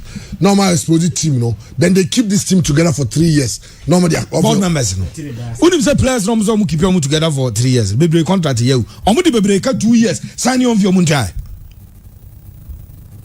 Habib Mohamed, Ganu. In fact, the who is Omunazo Kwakoye. Club Africa consult players. Omo 5. Obia 2 years. Omo ayomunjai signing on vino. And a contract no say how do you call that player for negotiations? It's a game where they approach normally approach game say they themselves as Omo give you a bat. Meaning say but this is football, anything can happen. Yes, but then normally anything can happen. Not say the Barcelona be 6 no. On that day, you had the MNS in full gear. Obia performance also. So Fabio Gama ne kwampuku in full gear. Who said no. Board no more 30,000 say omo lose omo yard. No, omo 20, omo 13. Nasa papa no he's on record to say some no more Monday, but omo so much 20 no. E janu 30,000. There be omo 20. Oh, there be by sanka sample performance alaji lami. Ofori na yi Jamfi nkabe ju omo yawo ne ya bon Ghana nyina some yes board nbe mo 30 be some call board meeting say board this ade mo me ensan makop na mo say ya ba ya kika ensan mo go tua to mo nya 20 20 no na this is instructive omo say baller boys ne boy no according to Ofori Jamfi o say in 10 years o say ko boss ada but you play that game now ama board member ni aso a wo choose kan lose 2-1 bona ninti ya choose kan lose yo e aye and now you say Kotoko 45. Me board me nimba your board members because game me be true. Bagro bobo per their own standard. The only thing say na possibly 55-45. Kotoko standard. No be aka say Kotoko boss game no cry sa game no against all the premiership teams in Ghana on be winning league. Of course. But if they have any coach the taxes was ra. Gentia nan ko fajo Kotoko bobo. The coach decided to allow Kotoko to play. No mum to tell mu enti ohu ayi Kotoko number 3 imoro and aneti omo opponent afọ no bobo and a coach no onim say Kotoko cross ball and man threat be enti onya worried anytime Kotoko ball no be 50 there was a coach no ball no touch any players no and one of such occasions ball no from Fabio Gama foot and a call ayi or your from the foot of Fabio Gama the ball went to Emmanuel Jamfi and a ball no talk kwam pokwanim e din na no na Kotoko say go. But the entire game, not Kotoko through the wings. No man cross, no coach, no relax. Anytime Kotoko they want to for about Vivino, no coach, not worried. No, or issue strategy say no, they shouldn't allow them. And they say Kotoko ball through the middle. First half could go 2. You know, 2. Oh dear. One Ghanaian team or travel way bia. On me tell you, my point is that I see the Mayanya analysis. I go find back okay. It looks like they have qualified. Okay, the Kotoko bet travel to OGS. No more decided say omo positive. Kwampoku started. But no money win. Samura China. He's the best player in their team. Coach after Okodru ya now interview. Say maybe a yebi. Okata Kotoko yebi, made up yebi. Or the 8 tranches, still no do tranche against Santos. I made it up as now against Santos. Say who come in up. And he coach decided so they Amura will start. And they are going to play through the middle. And the game, China game will be Vivian. Well, Sativ for next match. Jeremy live on Facebook. Graphics will be on the Twitter handle. No saying it here. Next match. Yes, TFN. Asante Godogoesi 21st. In that Namiad match now. Yes, 6 p.m. Algerian time. That is 5 p.m. 5 p.m. Ghana time. Okay. Ghana time. 5 p.m. Ghana has a sick be ya no me sick for be ya mo bi ari na. We name there say me name Sativ for mo Sativ TV on Facebook and YouTube. Okay. Mo say anope o mamamfo hope. Na Kotoko no mo so mfiri kroma tambe 4:15 and now matching, which means asana body play ni bibia no players na you say throughout the night ento mo nai chairman T 2010 number said mbo boss in Inter Milan 2010 number said mbo boss in Inter Milan poor traveling arrangement, you know. Inter Basa 3-1. Poor traveling arrangement. Oh, say, Thomas, volcanic eruption, BC. Yes. And a banning flight. It's him the Morino saying, go for the far bass nearby. Into your bread. Until let's frustrate them. You know, more thing. By bed, 30 minutes on my holding is better. Because they've not had rest. It's a mistake because he was advised, now they can get a special flight at Yombako. No, they will use bus. So don't throw you. Volcanic one. Into the analogy, they say, bus are not in Boston in Tamalan. Enya sa arrangement na unfavor no. They went and lost by 3-1. Setien in Boston. Setien na wanya sa poor travel arrangement no. Wasa in Boston. Seka kotokwa ni mbo Boston Setien kra betime nya excuse kaka se obetimi make that excuse e mbo Boston ntino betimi akonya results. Na wo awko in fact enipa na woni kokono asafa aba no wode so asafa aba kura no. Nwa so ni obi kono asafa aba. Ni wode nse no asafa aba kura no. Nipa ni mbo Boston no. E na wo a wo say oni mbo Boston wo say tu kwai no. Wa say nya this poor travel arrangement chairman mini hope. Let's be frank, mini hope. To make matters worse kwa no. Kotokwa akwa dru no ase afi no say kwa COVID-19 test nti wakodru at about 10:30 there about be 11 afi no wakodru they say and hard because some do that no at the airport I a rapid test no answer test answer no wako the last time doctor go 2 tests so Oji Odu airport test. Airport obey. Mandatory careful. It means that the boys will not sleep any moment from now. This at 6 p.m. they are supposed to go and train on there. And you train one I don't see them. Chairman, under these circumstances, any team outside in Boston Ekushia, where lies your strength? What is our circumstances we could against a bigger, better opposition? Where lies your strength? It is said already can say maybe a kofa team be salary on Bakruma say Mombashe. It be a BB bit messy now we see out of the blue, but realistically, so you're realistic now the BB at Tunche the emotions, no fanatism, at Tunche now facing the reality there.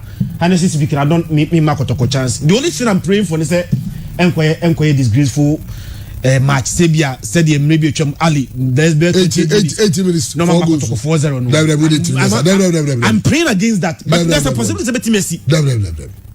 There is a possibility. I'm going to be 2-0 and not 2-1. Maybe more. 4.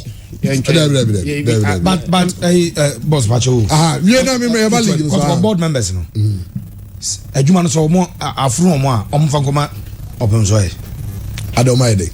You see, when you read the letter that appointed them, there is a paragraph that states clearly that the owner of the team was designated the sole shareholdership on their mom, and 6 things were enumerated there. Number 1, and it said, "Omo policy." Number 2, oversight responsibility over management. Number 3, financial control. Is there in the letter. Financial control. When you have been given a responsibility, na munyo opportunity no pem so ko sia ya. Mo chacha omunyina ko bia office se a. Dan omu investor omu de akobo mo office fe. But that is spelled there, red, black and white. Say, adwuma na mo beje no. Opem so na the shareholder of Asante Kotoko. Was see this agent Yamamu. And they accepted it. And in the first letter now, open so by chief of staff. Osteti. Etu omwa na open so expect so mo na be finance club no. For Evelyn, okay letter now on Mr. Yao Adu no explanation was say coach Adu the experience and expertise in sports because I a former director of sports KNUST and Evelyn head of sports Sunyani Technical University. So those people, the letter clearly showed there they are not there because of financial contribution. Letter say 2 people were top bankers because Exim Bank board chair GCB board chair there. And omudienti odioma ba say a club no, and the first paragraph of the letter opem so say apart from say team ne bejeje nkruwa no opesa kotkone a viable financial economic entity as we speak today. Can anybody say kotoko a viable economic entity. No. So Nana Amponsa, Makasa said, if the board feels that why they don't want to finance him again, they should give him the sack. Because the responsibility of funding Asante Kotoko Kratana Babonte, womb someone yet to say, Open Soccer Tana say, was see this Namamo, ni so shareholder responsibility, no, and Wajadiamamo. Mon formulate policy. Mon fa a generation who's a Kratana for Facebook, Obio Jonas Biancabi. And was paragraph room is there. So was see the responsibility of some fan club. I hear, sir.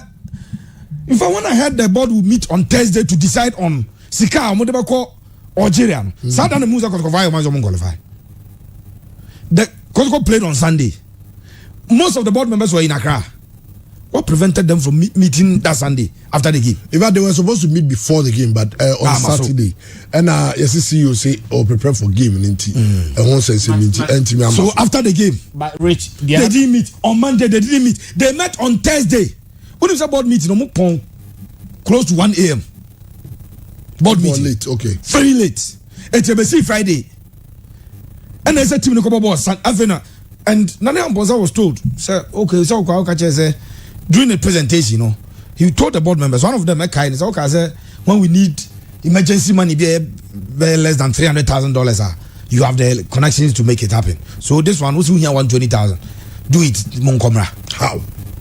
He said in the presentation, the say, "Oh no, or you're well connected, or you're resourceful." The word resourceful. Board need to be Kasa. You can be a resourceful and just one Kasa with scout, but you are able to generate. Ubet my course a genetics can into yes say, bra or mobile phone you want to catch them so say be bunny here less than $300,000. Ubet me organize it, and somebody remembered him. I want to catch him so okay, he can raise $60,000. Obenya 60. Echomoma can soon enter. And Unimsa Bocha and Uncle meeting. Dr. Che was not there. Dr. Che was not there. But for whatever reason, quite obvious that there's a conflict between management and then the board. Not the board per se. The board, not the board per se. Those who can really pay on the board are not happy with the young man. Nana Amponsa will end up leaving a lot of liability. No ko, enyeneka ekotokoka. You will come and pay. Even if the board also leaves, still institution. But why do you put the young man through that? Because what about presentation? Actually, say mobile man Africa. So it means that you guys are ready to finance it. After Nana Amponsa and better ready to say we're raising 1.2 million Ghana cedis. What is that money? Is that responsibility of the board to ask? No, but he has raised it. It's in Kotoko's account. Nana Amponsa is not the sole signatory of Kotoko's account. If genuinely says can why would Nana Amponsa be running around to find money in Kotoko Edibetukai? Because on say Sky were raising 12 million Ghana cedis. The Kotoko accounts at that time, 1.2 million Ghana cedis. That money has been paid in Kotoko accounts. He said it. 12 billion. Yeah, he said it. But says Kano, Kotoko, say, salary bill. It is more than 200,000 Ghana cedis. And in between that time, it's more than 200,000. Because management alone, yet is about almost 100,000, isn't it? 80,000 or 85,000 or so. And then management plus also. There's a lot of people enhanced contract near you. It's got a salary bill no so. But what I'm saying is that this is why you are bored. But then that is why you must raise money. No, that's what I say. That's all I said. Woodward. T rich. Semi. Ubusamia. Unimskami Yank even jump comes to me.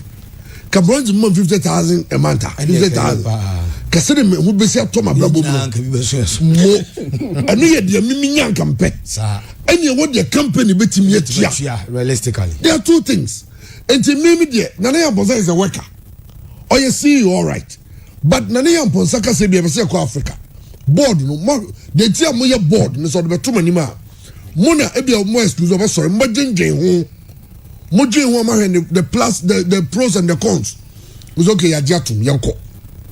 Now, because young qua, Otu Nana Amponsa no, no CEO, no go camera. For if you are more structure, CEO no, on never go raising money, of course, sponsorship and all that.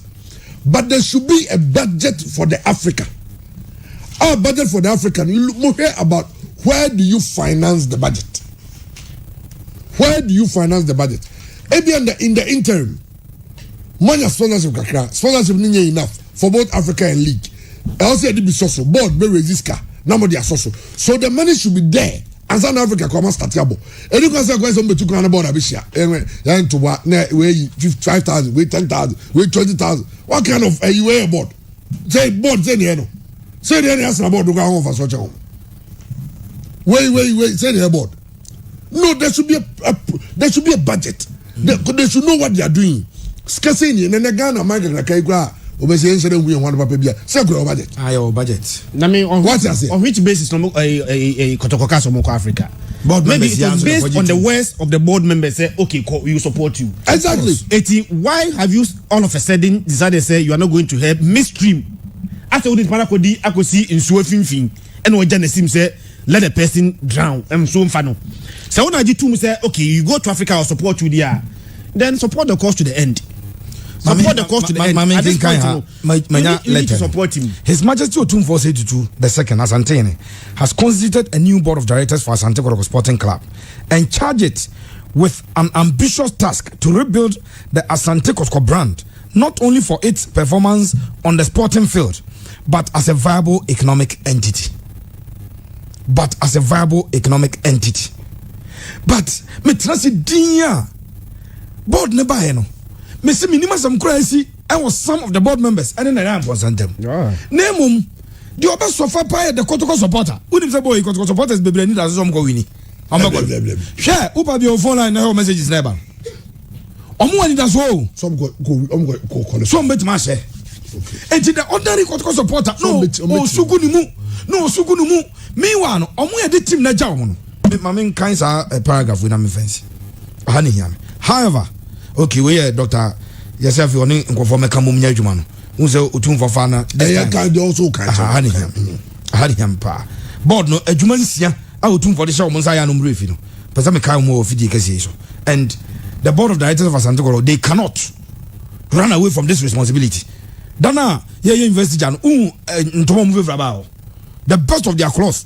And almost at the bar about Mudino. Ojituma, a Jumana Soye, any. The board will be the highest decision making body of the club, responsible to the shareholder for 1, policy formulation, 2, active oversight over management, 3, development, 4, financial control, 5, technical direction, and 6, performance of the club. Are the board members doing this? Well, players in Tukwaya. I can confirm to you, sir. Obi discovery kumasia. Before mbetma ade. Mompena. Mompam nyama no mfana djuma. Nanyampoza otumfo ne yi no. Otumfo yi board members wanyi CEO. Mona mukosia na muyi CEO no. And it's your duty to finance him. If you think you will not finance him again, sack him. Get Obi Amotrase no. And as a board now muyi ba akoma ni di anymore. But so the team is doing well. When you look at the league, they are doing well. Africa, they will be saying but board, no, whatever the problem is, they should sit down together. No, me the football man na amponza. Nenko for na ben man mfa. Dr. Chezu me the football man nenko for na man mfa. Na ne amponza o yakura. Edu baby no. Dr. Che single-handedly. I catch a board members now can say mumpo abranti we never human at a board meeting. That time there was love between you and the man.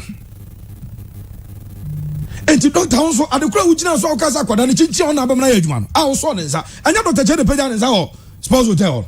I don't need any question, baby Nazaro. At DNS, sir, make us up Unaya crowd approach him. Or Casa Felipe will management in one form. And come on, you dear Okajo Wati.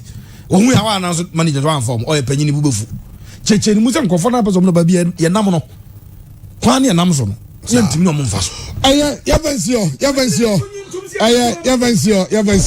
the boys in the game also will help. If you watched, when we came back in the second half and we made some changes, we got into the game. Pure FM 95.7. We messed them all up and then everything went back to we worked hard and then get some points before In fact, I can assure you that there will be an overhaul. There will be an overhaul because we need to get boys who are ready to play. Because you can see from their demeanor this afternoon on the field as if there was not a mistake. I don't know what happened, but we'll go back and then find out why, and then we'll start from there. Coach Park Wesifo been head coach of Aduana Stars. Also, you heard the demeanor of the boys. They are playing as if there's nothing at stake. Aduana lost by 4 goals to nil. 4 goals to nil. At Boisel and Clay Stadium. Now, and that match back also entire life no wafa Sunday. But Yami Aduma China, Brekum Chelsea Dreams FC. If I Dreams FC are enjoying some of the most interesting time of the club's life. They are yet to lose. There is no, humanity. I like the lie, but we are almost somebody they miss substantive coach. Substantive fine, but I just say stop gas. Lie was like to say.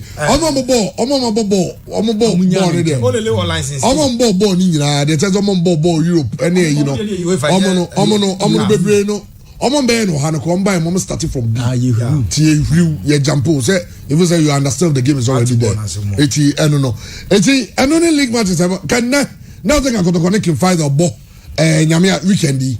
But because of a Santiago African campaign, and he has to work there. But former defender Benajay will sit in as team welfare officer for the indisposed Sylvester Nita Bankwe, who is on a 2-week medical excuse duty. Already, Yadika Akasasa no say, 2 weeks, no, he's not returning. I don't know. But the under 15 coach, Samuel Ninoy, and the Billy Hearts of folk. Well, Grayson, and then they say Coach Ignatius Timiwini. Coach Ignatius, they say Newman Koye Crown. 4 games since Ignatius say SO Olympics 1-0. No. Games at twice winning on Timiwini be. So say they're in the 16th. Over the 16th of the league. Yeah, I mean, say, about teams be of here. Those teams in there, at least you should be able to get a point from those two teams, you know. Washe Olympics we, you know. Olusu 2-0 to Chelsea. Walusu 2-0 to Dreams and Sophie. And was 3 Sharks ball 0-0. And I be champion 3-1. So the next 4 games are twice winning after. So that 1-0 win over Olympics, you know. 11 winners in Timisha. Now we are talking about a team where you start this easy, you know. No, some wonderful results. Otimiko Diana no kobo draw Diana. Obano de kotokobo draw. In fact, we are talking about a team any as good. A team about drawn game. And for whatever reasons, all of a sudden, they are not winning games. They are not picking points. It's only 4 games to us. Not 4 games to us. No, what lusu mieni eufia. Chairman Ignatius must begin to pick points. And yes, idea. One final relegation battle no first over fighting. We are talking about a team where at a point in time, no me a middle place team. No me among the top 6, the top 7 teams, you know. And they or can't add a bottom place team. Against a game over in the year. Whatever be the course, you know, he must begin to pick maximum points. He should win. But also, the board members are only being real and smart. They are not part owners. That is shareholders of Asante Kotoko. With knowledge of history of the involvement and consequences of others before them, I find it hard to understand why people think they, the board members, will risk personal resources in financing or investing in Kotoko. Okay. And in your Usubempa and a day and no about. Okay. You know, yes, start season, you know. I didn't start for a excuse and they say no place in paper. Because we had a chat with them and almost say Isaac Queen a pra. Tijani Joshua pra. Samrena Yaya Muhammad and so on and off. So they are making excuses. Say they return almost easy, you know. M5, you know, as expected, they say no more so many injuries. But Chairman, you say they have no excuse. And Rasa is a Queen Bobby. Tijani Joshua Bobby. But for a team one, you say a bit conservative. Untimation dodo. Now, also best Kotoko we in the next game crano. What if any I think so only drafts about 2-2. Or best Kotoko away. Then your next game you know. Now Ubo fie 2-2. Chairman, me sure say coach in any for a team one now team consider that number of goals now you can the last 2 games and then I consider 8 goals and not 4 before another game no not Dreams are sending 4-2 it is not encouraging at all. But I'm happy for Ashgood. Chairman, I'm say Ashgood, I could 6 games without a win. Enra, Ashgood game no win here no. The first winner na Ashgood after so called 6 matches na Ashgood didn't win. Because only one for 0-0. Liberty and 1-0. Drafts is 2-1. One kotoko 0-0. Before then, Nalegon City I said 5-2. And a mediama ebo 0-0. So 6 games twice no. Na Ashgood alusu miensa, adro miensa. And for a team now of course 6 matches without even a win. Now or bouncing back even 4-0 win against the Diana Stars. Chairman, quite impressive. But the major highlight this weekend is 11 wonders must begin to pick wins. Okay, BYT. National League no ga credit. I'm say as good mama more coach Safu Castro abaso. We say on na the team sheet no so. Coach Safu Castro from as head coach of Ashgood. No, on your head, on we an assistant, but on Nana Thomas Diawe. And on season ko share 1-0. Since that day no, team for team and the and so the journals are so called Boase akose the best say ubenya point and so the floor since 2012-13 season ko 11th November 2012 na day 7 and ko share as good e kaba ko mo and so ntimi has dwarfs the last 11 matches in all competitions and now they are dwarfs Asha has that dwarfs a bread to beat us and the last time a dwarfs share has in Accra Sports Stadium 17th April 2005 na week 1 and then na ko ganza ko yenkunya o she 2 goals and na Samuel so wadu e dey go back ka ho na Dombote emso ebo ne Antonia nan etete kanimu mienu e dey ma Hasofo since 2005 anya dey a ebuso dwarfs enso atimi ahye has ewo Accra Sports Stadium da and in all 11 games played o the NC tournament any league a chanketi nyaka ho 11 matches dwarfs are yet to beat glorious Accra Sofo ewo omo league encounters and so etimi omatimi abobo enso the last time omo show me time omo kwabo referee Patrick Oje Tremantia yeah enso but Tomina is your head coach yeah it says Tomina be head of it since professional league there House of Folk Unsada has a win 11 out of 28 matches played official matches and emu nwotwe so akodiama dwarfs and at the aka ending the draw by effect from 1999 no dwarfs are share has more than say has share dwarfs and so sa match ni sum be din pa since 1956 no oma ball best 73 league matches and so oma ba kosemu veterans and omo kwa kosia and so but I din for Kotoko so on chairman Kotoko akon of African soil 36 occasions Omanya 11 drawn games and Omalusu 25 matches. Hey. Yeah, 36 since 69 Kotoko North Africa. And yada Kotoko etimi akose. If I from Opoku Intimo Poku Friemo okwa back in the days na Kotoko yeka so mo Ibrahim Sande mu Malik Jabema no mo prolific strikers Abukari Malik 9 and 10. Ene Revel se ko fumi nya na enim se Kotoko Tima the best in Africa no omo kwa Champions League finals onya dia omo do mafofra efro soila North Africa anya dia Kotoko timi eko seki and min kai the last time Kotoko so obi 2-0 away Kotoko anya win away slim 2-1 3-2 2-1 3-2 Kotoko besha aseka 2-1 Kotoko besha Cotton Sport 3-2 Kotoko din Kotoko ko share Sonia line Goma, you know, 7 wa near himself to tete ko 1 penna Abdul Yusuf Aziz formerly of Aroya Tamale United Ekonya so sadia no enso ya dia Kotoko timi ko nya sa 2-0 victory na e be say first time Kotoko ko se North African soil na ene anka Ghana ha no ke be de pa enu nim say yes atifo no amo since 2012 group stage of either Champions League and as a Confederations Cup omo failed to enter.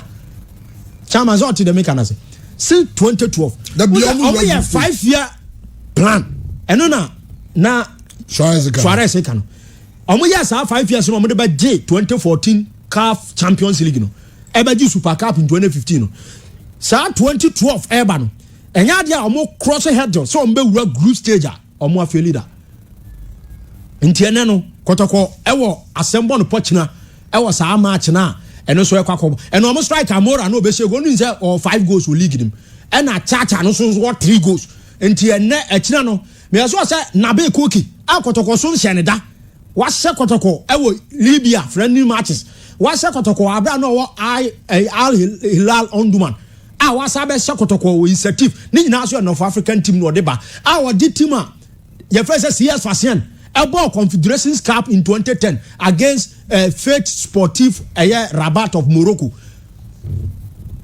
experience ɔwɔ ɛne bibia no ɛkyerɛ sɛ afewe sɛ wanwura group stage of CAF Confederations Cup a ɔno so ebia na team no ɛtuma jankwa because nanka obi anim sɛ Setif ɛmɔde mo Champions by league no said almost finishing and more quite nwura and on the buyer and House of Folk need only team what me as Sevu Ghana say will kick it out Algerian side FM 82 since then yakwa 13 after House there yakwa 12 a 13th attempt in here but okay bibiamu yakwa 14 effect from 1980 wise any who say dear boy no and yadia yetime you from only once and and only House of Folk Ken Faisal and Etimari no North Africa Ghanaian clubs akɔ nyinaa oba wire dey draw ba kɔtɔkɔ last 2 attempts ɛwɔ Algerian soil no ɔmo dey point na buy okay against Bajaya ɔmo kɔ ball draw against Uma ɔmo kɔ ball draw ba ni nyinaa end results ɛwɔ second leg no so am favor kɔtɔkɔ ba this time around ɛyɛ first leg ɛna kɔtɔkɔ am favor no